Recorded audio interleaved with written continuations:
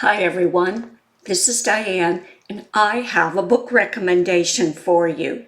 The title of the book is When God Changed His Mind. The publisher is Redemption Press and the writer is Christina Custodio. I'm going to read to you just a little bit of chapter 1 of this nonfiction book. You will find it inspirational, filled with hope, filled with faith. It is an incredible book. So here we are. From the time he was born, I always knew my son Isaiah would die young. This knowing always lingered in the back of my mind. Nothing about him justified my expectation. I just knew. So when the day finally arrived, I wasn't shocked. Football practice started at 6 o'clock every weekday evening. It was Tuesday, and I drove Isaiah to the middle school field as usual on that scorching hot September day, typical of South Carolina. On our way, we talked about how psyched he was to play in the first D team game of the season. The D team is the first level of high school football and starts in the 8th grade, so we were all anticipating this new experience. Isaiah told me that since they would play on the day his grandmother had died 3 years previously, he would dedicate the game to her. We stopped at a traffic light and I said, "Isaiah, let me take a picture to commemorate this moment." "Wait," he said, reaching down to snag the helmet resting between his feet. "I want my helmet in the picture." He sat back and put on his game face. He refused to look at the camera and smile, though because he wanted to look tough. "I'll take what I can get." I centered him on the screen and captured the picture as the traffic light turned green. It turned out really cool. I smiled the rest of the drive, thinking about how similar to my 2 girls he usually argued about pictures, leaving me with a whole library of blurred, hand-covering-his-face photos on my phone.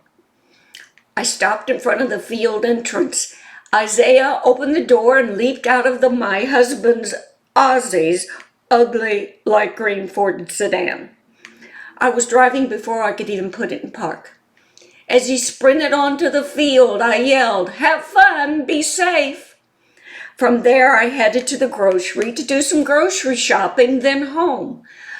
I was a long-term substitute teacher at the middle school and had always worked a full day with the English for Speakers of Other Languages, ESOL class.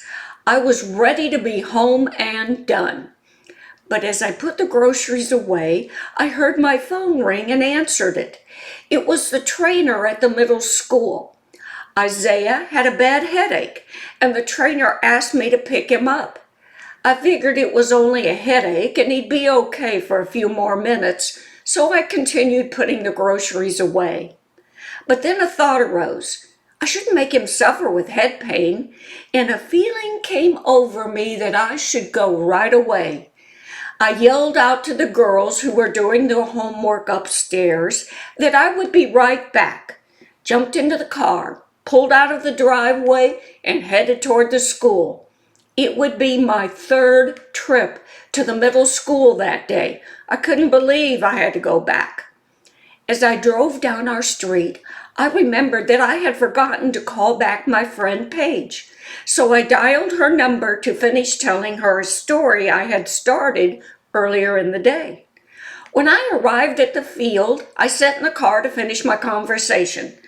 I figured Isaiah would see me and walk over. I continued talking, but watched as the trainer and one of the coaches picked him off the ground. They were on either side of him, and his legs were dragging. "Oh my goodness, Paige, this boy is so dramatic. Let me get off this phone and see what's going on. I'll call you back." Wow.